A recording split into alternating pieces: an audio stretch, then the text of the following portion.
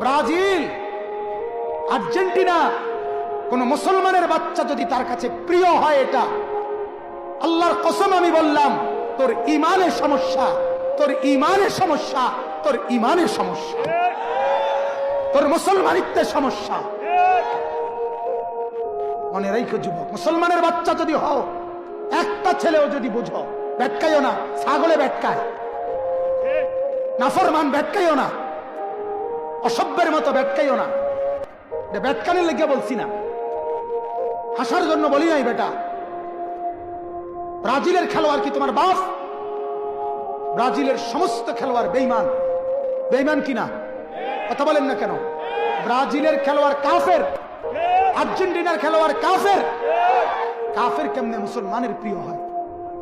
কোন মুসলমানের বাচ্চা কাফের নাম নিয়ে শিক্ষারে কেমনে? কথা বলেন না কেন?